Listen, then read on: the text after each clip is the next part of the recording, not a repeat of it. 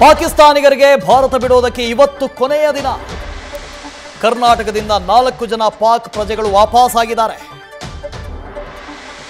ಬೆಂಗಳೂರಲ್ಲೇ ಈ 4 ಜನ ಇದ್ರು ಪಾಕಿಸ್ತಾನದ ಪ್ರಜೆಗಳು ಪಾಕಿಸ್ತಾನಕ್ಕೆ ವಾಪಸ್ ಆಗಿದ್ದಾರೆ.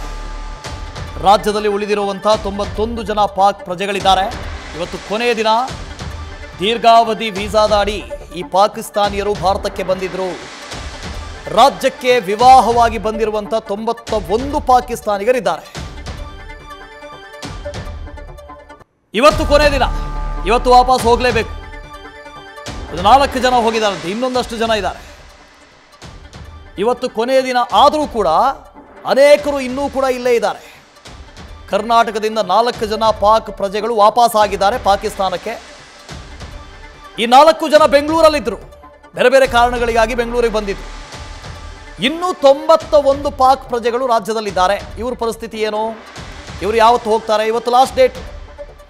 ದೀರ್ಘಾವಧಿ ವೀಸಾದ ಅಡಿ ಈ ಪಾಕಿಸ್ತಾನಿಯರು ಬಂದಿದ್ದಾರೆ. ಆದರೆ ಎಲ್ಲ ರೀತಿಯ ವೀಸಾವನ್ನು ಕ್ಯಾನ್ಸಲ್ ಮಾಡಲಾಗಿದೆ. ಸಾರ್ಕ್ ವೀಸಾದ ಅಡಿ ಬಂದಂಥವ್ರಿಗೂ ಕೂಡ ವೀಸಾವನ್ನು ಕ್ಯಾನ್ಸಲ್ ಮಾಡಲಾಗಿದೆ. ಹೀಗಿರುವಾಗ ಇವರು ಕೂಡ ಹೋಗಬೇಕಲ್ಲ. 91 ಜನ ವಿವಾಹವಾಗಿ ಬಂದಿದ್ದಾರೆ. ಭಾರತದ ಪೌರತ್ವ ಪಡ್ಕೊಂಡಿದ್ದಾರೋ ಇಲ್ವೋ ಇದನ್ನು ನೋಡಬೇಕು. ಅವರು ಭಾರತದ ನಾಗರಿಕರು ಹೌದೋ ಅಲ್ವೋ ಇದನ್ನು ಗಮನಿಸಬೇಕು. ಬೇಕಾದರೆ ಮದುವೆ ಆಗಿ ಬಂದಿರಬಹುದು.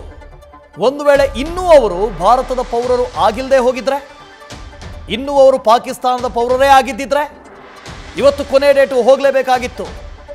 ಎಷ್ಟು ಜನ ಹೋಗಿದ್ದಾರೆ ಅನ್ನೋ ಲೆಕ್ಕ ನಾಳೆಗೆ ಸಿಗುತ್ತೆ. ಒಂದು 4 ಜನ ಕರ್ನಾಟಕದಿಂದ ಹೋಗಿದ್ದಾರಂತೆ. ಅದರಲ್ಲಿ ಬೆಂಗಳೂರವರೇ ಆ 4 ಜನ. ಉಳಿದಂಥ 91 ಜನರ ಕತೆ ಏನು? ಅವರು ದೀರ್ಘಾವಧಿ ವೀಸಾದ ಅಡಿ ಬಂದಿರುವಂಥವ್ರು ಒಂದಷ್ಟು ಜನ, ಜೊತೆಗೆ ಮದುವೆಯಾಗಿ ಬಂದಂಥವ್ರು ಒಂದಷ್ಟು ಜನ. ಸೊ ಮದುವೆಯಾಗಿ ಬಂದಂಥವ್ರು ವಾಪಸ್ ಹೋಗಬೇಕಾ ಬೇಡವಾ? ವಿದ್ಯಾರ್ಥಿಗಳು ಬಂದಿದ್ದಾರೆ. ಇಲ್ಲಿ ಒಂದಷ್ಟು ಜನ ಮೆಡಿಕಲ್ ಓದ್ತಾ ಇದ್ದಾರೆ. ಆ ವಿದ್ಯಾರ್ಥಿಗಳು ಹೋಗಬೇಕೋ ಬೇಡವೋ? ಅವರ ವಿದ್ಯಾಭ್ಯಾಸದ ಕತೆ ಏನು? ಈ ಕನ್ಸರ್ನ್ಗಳಿದ್ದಾವೆ. ಆದರೆ ಭಾರತ ಸ್ಪಷ್ಟವಾದಂಥ ಮಾತುಗಳಲ್ಲಿ ಹೇಳಿದೆ, ಪಾಕಿಸ್ತಾನದಿಂದ ಭಾರತಕ್ಕೆ ಬಂದಂಥವರು 48 ಗಂಟೆಗಳ ಒಳಗಾಗಿ ವಾಪಸ್ ಪಾಕಿಸ್ತಾನಕ್ಕೆ ಹೋಗಬೇಕು. ಯಾರು ಬೇಕಾದರೂ ಆಗಿರಲಿ, ಬೇರೆ ಕಂಡೀಷನ್ಸೇ ಇಲ್ಲ. ಅಲ್ಲಿ ಹೋಗಬೇಕು ಅಂದರೆ ಹೋಗಬೇಕು.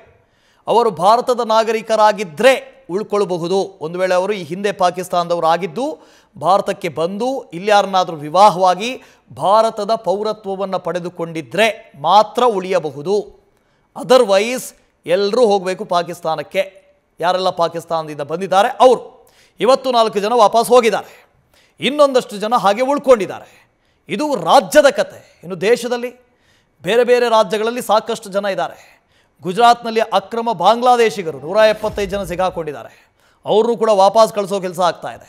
ಜೊತೆಗೆ ಈ ಗಡಿ ರಾಜ್ಯಗಳಲ್ಲಿ, ಅದು ರಾಜಸ್ಥಾನ ಆಗಿರ್ಬೋದು, ಪಂಜಾಬ್ ಆಗಿರ್ಬೋದು, ಈ ಕಡೆಯಿಂದ ಗುಜರಾತ್ ಆಗಿರ್ಬೋದು, ಈ ಭಾಗದಲ್ಲಿ ಅನೇಕರಿದ್ದಾರೆ. ಅವರು ಕೂಡ ವಾಪಸ್ ಹೋಗಬೇಕು. ಸಂದೇಶ್ ಇದ್ರ ಬಗ್ಗೆ ಡೀಟೇಲ್ಸನ್ನು ಕೊಡ್ತಾ ಹೋಗ್ತಾರೆ. ಸಂದೇಶ್ ಇವತ್ತು 4 ಜನ ಹೋಗಿದ್ದಾರೆ. ಅವರು ಬೆಂಗಳೂರಿನವರು. ಇನ್ನು ವಿವಾಹವಾಗಿ ಇಲ್ಲೇ ಇರುವಂಥವ್ರು ಒಂದಷ್ಟು ಜನ ಇದ್ದಾರೆ. ಅವ್ರ ಕಥೆ ಏನು?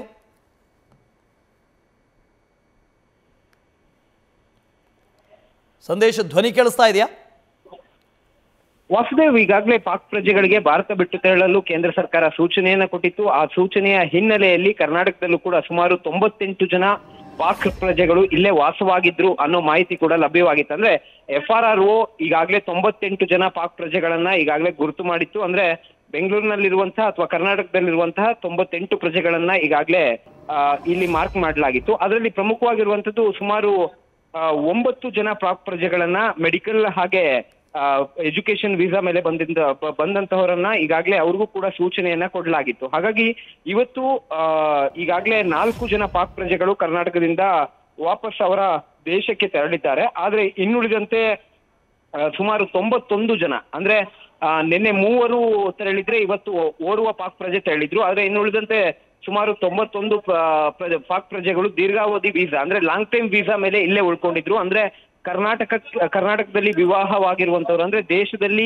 ಅವರ ವಿವಾಹವಾಗಿರುವಂತವ್ರು ಅಥವಾ ಪಾಕ್ ಪ್ರಜೆ ಭಾರತದ ಪ್ರಜೆಯನ್ನ ಮದುವೆ ಆಗಿರುವಂತದ್ದಾಗಿರ್ಬೋದು, ಅಥವಾ ಭಾರತದ ಪ್ರಜೆ, ಪಾಕ್ನ ಪ್ರಜೆಯನ್ನ ಮದುವೆ ಆಗಿರುವಂತವ್ರು ಆಗಿರ್ಬೋದು. ಇಂಥವರು ಲಾಂಗ್ ಟೈಮ್ ವೀಸಾ ಮೇಲೆ ಸುಮಾರು 91 ಜನ ಪಾಕ್ ಪ್ರಜೆಗಳಿದ್ದಾರೆ. ಆದ್ರೆ ಅವ್ರಿಗೆ ಯಾವುದೇ ಆದೇಶವನ್ನ ಇಲ್ಲಿವರೆಗೂ ಕೂಡ ಕೇಂದ್ರ ಸರ್ಕಾರ ಕೊಟ್ಟಿಲ್ಲ. ಹಾಗಾಗಿ ಇಲ್ಲಿವರೆಗೂ ಕೂಡ 4 ಜನ ಪ್ರಜೆಗಳು ತೆರಳಿದ್ದಾರೆ. ಆದ್ರೆ ಇನ್ನ ಉಳಿದಂತವರಿಗೆ ಸಂಬಂಧಪಟ್ಟಂತೆ ಯಾವುದೇ ಸೂಚನೆಯನ್ನ ಇಲ್ಲಿವರೆಗೂ ಕೂಡ FRRO ಆಗ್ಲಿ ಅಥವಾ FRROಗೆ ಕೇಂದ್ರ ಸರ್ಕಾರ ಆಗ್ಲಿ ಸೂಚನೆಯನ್ನ ಕೊಟ್ಟಿಲ್ಲ. ಹಾಗಾಗಿ ಇಲ್ಲಿಯವರೆಗೂ 4 ಪ್ರಜೆಗಳು ಮಾತ್ರ ತೆರಳಿದ್ದಾರೆ. ನಾಳೆ ಜೊತೆಗೆ ನಾಡಿದ್ದು ಮಾತ್ರ ಲಾಸ್ಟ್ ಡೇಟ್ ಇರೋದ್ರಿಂದ ಇನ್ನು ಆ ಒಂದು ಲಾಂಗ್ ಟೈಮ್ ವೀಸಾಗೆ ಸಂಬಂಧಪಟ್ಟಂತೆ ಯಾವ ರೀತಿಯ ನಿರ್ಧಾರವನ್ನ ಕೇಂದ್ರ ಸರ್ಕಾರ ತೆಗೆದುಕೊಳ್ಳುತ್ತೆ ಅನ್ನೋದನ್ನ ಕಾದ್ ನೋಡ್ಬೇಕಾಗಿದೆ ವಾಸುದೇವ್.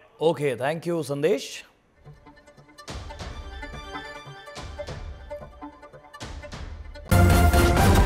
ನ್ಯೂಸ್ ಫಸ್ಟ್ ನಿರ್ಭೀತಿಯಿಂದ ನಿಮ್ಮ ಪರವಾಗಿ.